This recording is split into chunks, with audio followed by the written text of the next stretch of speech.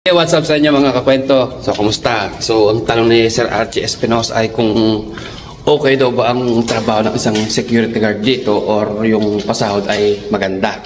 So, samahan nyo ako para magtanong sa mga security guard dyan at kung maayos ba yung trabaho nila at malaki yung sahod nila. So, maghanap tayo ng isang secure na pwede natin mapagtanungan, ha? Ngayon, kita nyo. dahil kay Sir Archie ay mapapabike tayo nung wala sa oras. So tara tingin dyan sa mga kabahayan dito, kung may mga gwardiya rito. So tara magtanong kung paano yung pasahod nila. Kasi maraming big time dito sa lugar namin baka talaga may mga gwardiya dyan, ha. Medyo makulimlim ngayon at medyo panahon.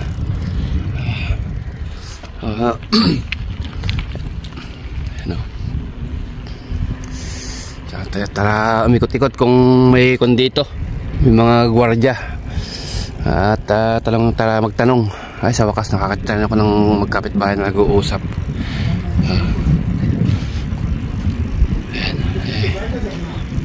Ito, mga sarado yung mga bahay. Sabado po kasi ngayon. Ayan, mga sarado. At baka sa banda rito baka meron. Tara tumingin dito.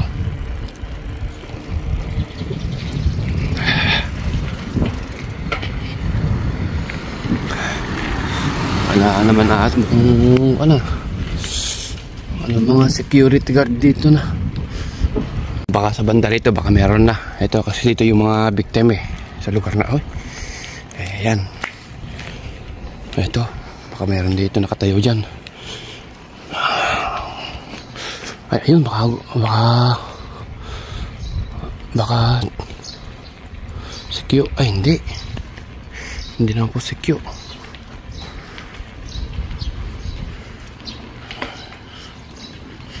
Messenger naman. So wala po tayong makitang security guard dito. Kahit na medyo kung ano yung mga tao dito wala mga tahipursak naman po nasa labas ng bahay. Wala po tayong makitang security sa kabahayan sa amin dito. Baka doon po sa sentro. Tara magpunta sa sentro, sa mga malls, sa mga supermarket, sa mga mamahaling restaurant. Yan, sigurado dyan may mga security guard dyan. So tara magtanong, baka mayroong mga Pilipino na naging secure dito sa Japan, ha. Medyo may kalayuan nga lang, sa 30 to 40 minutes ang pagbabike natin. Well, okay lang yan. So habang papunta yung sentro, tara tingin sa mga paligid, baka may mga secure. Mga kwento, nakakabingi na po yung katahimikan dito. Grabe, makikita nyo talaga kasi puro kabahayan lang. Bibira lang makakita ng mga tao. Ayan. Pansin nyo ba yan? Ganyan katahimik dito sa Japan. Grabe. Ang ganda na to. Habang napatambay ako dito, ang ganda ng bahay. Tahimik. Talaga mga kakwento, kung kayo po ay mapupunta rito sa Japan at nasanay po kayo sa mga ng ingay natin dyan sa Pilipinas, sasabihin nyo rito pagdating ng Sabado or Sunday ay Biyernes Santo. Lalo pag napunta ka ng countryside, grabe tahimik ng lugar dito, peaceful. Talagang mapapawaw ka sa tahimik ng lugar dito.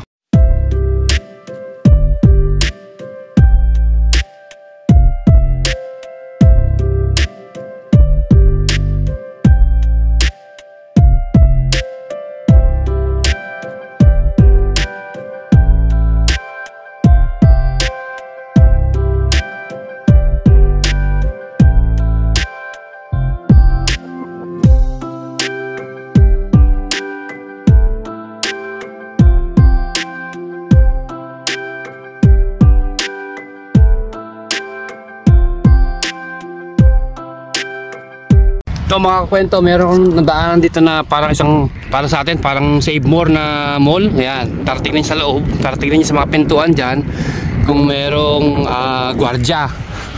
Teka lang, ay wala dapat dito nakatambay yung tao, yung gwardiya, diba? Tingnan natin baka merong mag-assist sa kanila na magbubukas. Ay wala naman po mga kwento, walang gwardiya dito sa banda rito. Ayan, meron pang isang pintuan dito. Ay wala din. Wala tayo. Ayun, may magbubukas. Wala din. Oh. Wala din mga kwento. Bakit tayo? Dito tayo, dito. Ayun. Baka mayroon dito. Tignan tayo. Ito balor naman to. Bilihan ng mga gamit, mga halo-halo na. Ito. Ay, wala din. Wala din no. Walang guardia rito. Walang nag-a-assist. Walang nag-a-assist ako yan. Eh, wala po. Wala mong kan dito. Oh, walang guardia. Walang guardia rito mga kwento. Walang security guard. So, tara sa isang supermarket na pinupuntahan namin madalas. Kung kan doon meron. So mga kwento, meron akong nadaanan dito na bilihan uli ng gamot. Baka meron na dito.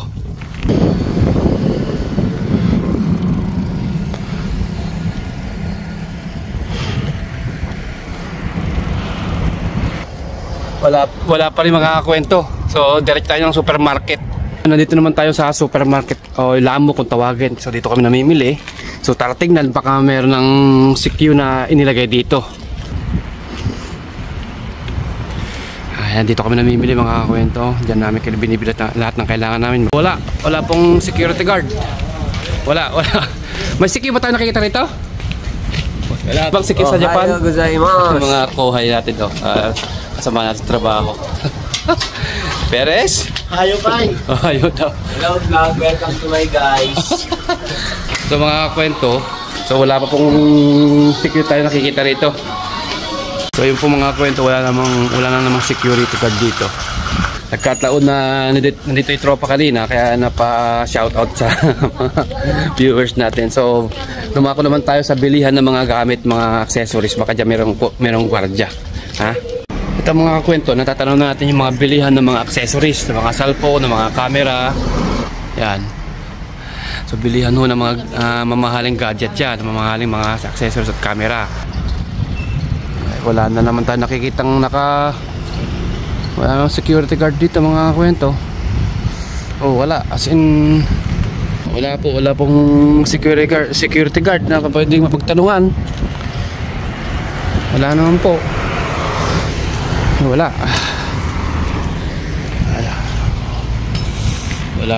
Wala pong security guard dito. Ito, sigurado meron siguro. Wala rin naman po. Wala namang security dito. Oh. Po. Walang nangangap-kap, walang nagbabantay, wala talagang walang security guard dito, baka doon sa bandaron. So itry naman natin sa mga restaurant o kainan dito sa ramen house. Yan, baka may mga security guard dito, hindi lang natin napapansin.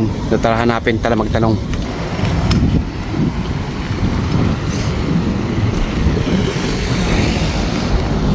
So ito mga kwento, ito dito yung kinakainan namin baka mayroon ng guard dito.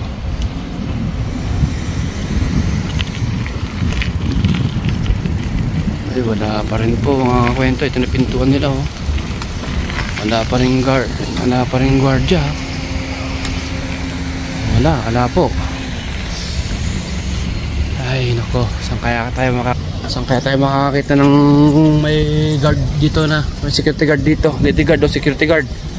So tara magpunta sa mga medyo class na restaurant. Yan, sigurado na dyan meron ng guardia dyan, security guard. So ngayon kita nyo yan. So sa banda dyan maraming bilihan, maraming kainan na medyo class dyan. So tara magpunta dyan.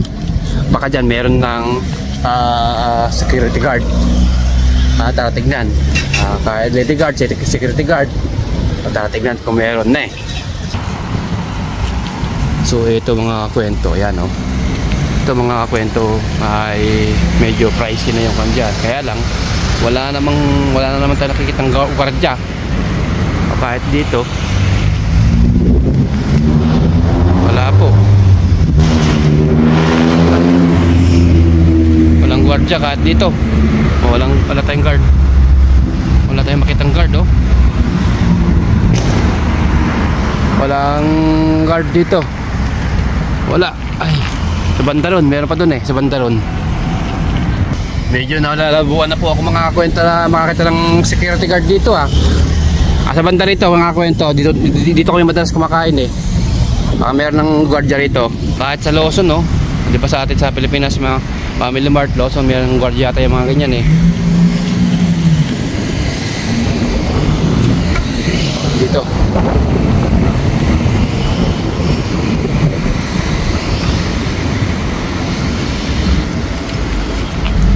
Kasi mga kwento baka may guardia tayo makita ang pagpasok nila ate.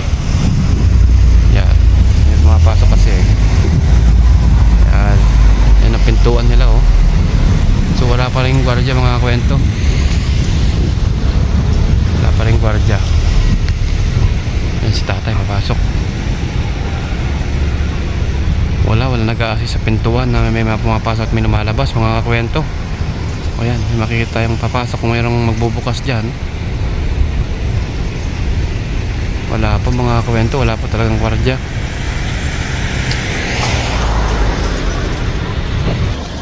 Alam mga kwento, so eto, baka dito sa mall na pupuntahan natin, sa Donkey, yan kasi ang pinaka sikat na pasyalan mall dito sa Japan kumbaga sa atin SM, dito sa Japan mga kwento, kadalas sa pinupuntahan ay yung Donkey. So tara puntahan sa Donkey, sa mall doon, kung merong guard na mayroon makikitang guard o lady guard.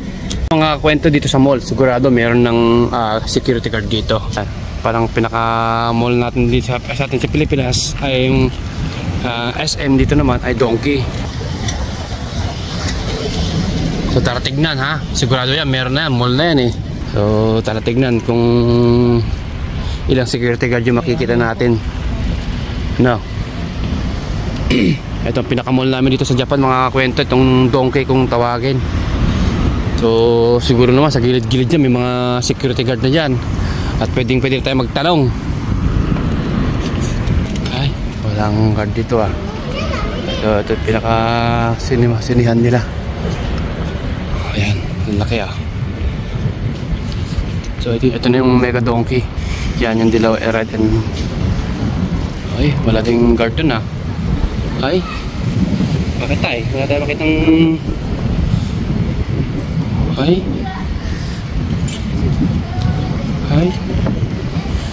so walang guard mga kwento kahit mall. Walang guard walang guard. Dulo baka meron. Ay, bakit tayo? Walang guard dito. Meron pa kasi isang labasan ng tao dito, pasok ka ng tao dito, baka dito nandito yung guard. So dito na tayo makakapagtanong kung pagkano at okay lang ba maging security guard. Wala din po. Si Sir Archie, wala po tayo nakitang guard sa kainan, sa restaurant, sa supermarket, sa mall. Ay nako, ewan ko po Sir Archie kung bakit wala pong mga security guard yung mga establishment dito. So ngayon, kung sino po magko-comment, kung sino po makakasagot kung bakit walang guard ang mga supermarket dito, mga restaurant dito, at yung mall, kung sino po may pinakamalapit na magandang sagot, ay bigyan niyo po yung GCash number niyo at meron po akong pa-aginaldo sa inyo. So yun lamang po. So para kay Sir Archie, sad to say Sir, parang hindi ho natin parang pwedeng may apply yung pagiging security guard natin dito sa Japan. So sa magandang may sasagot diyan, mag-comment lang po kayo at baka yan po ang mapili natin at meron po kayong magandang pa-aginaldo sa akin. So hanggang sa muli, salamat. Baka meron kayong makitang security guard dito sa Japan. Meron ba tayong security guard dito sa Japan? Sa mga mall? Saan? Sige nga. Sa Kawanishi meron. Walang iya ka. Walang trabaho. Mga security guard, walang trabaho. Nung naghahanap po siya ako ng security guard dito, na isang comment sa akin na may pakita ko na may security guard dito. Wala akong makita Kaya na pa ako naghahanap.